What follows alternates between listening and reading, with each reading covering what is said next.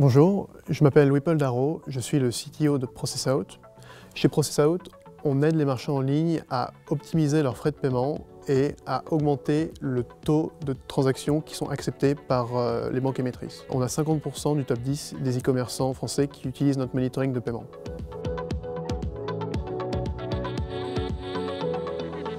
Alors, on utilise AWS pour tous nos services en production. En fait, ce qu'on fait, c'est qu'on utilise beaucoup Kubernetes pour notre infrastructure. Et on utilise par exemple EKS comme service pour gérer Kubernetes. Une des choses qu'on fait aussi, c'est stocker des cartes bancaires et on utilise EC2 pour gérer toute l'infrastructure qui stocke des cartes bancaires.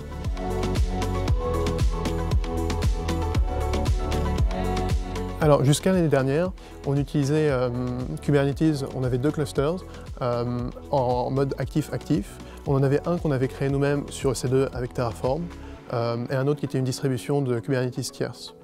On est passé sur EKS parce qu'on trouvait que notre cluster et le cluster tiers étaient très compliqués à reproduire, c'est-à-dire qu'on avait du mal à créer des nouveaux clusters à la demande. Et avec EKS, on a trouvé que maintenant on peut créer des nouveaux clusters en une quinzaine de minutes et c'est beaucoup plus facile à maintenir.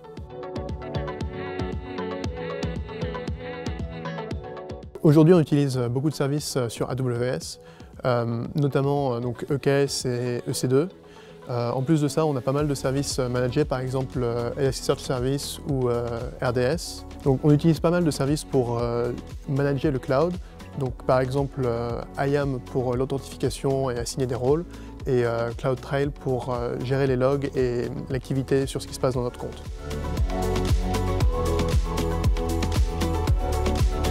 Alors, au départ, on a choisi AWS parce qu'on savait que ce ne serait pas très compliqué de démarrer et en voyant la liste des clients qui utilisent AWS, on savait qu'on n'aurait pas de problème pour grandir.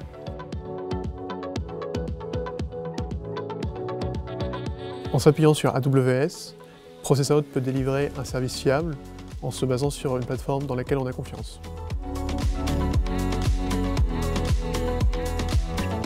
Pour nous, les prochaines étapes sur AWS, c'est d'améliorer notre performance de manière à ce que ce soit un peu plus facile à prédire et pour qu'on puisse limiter l'over-provisioning.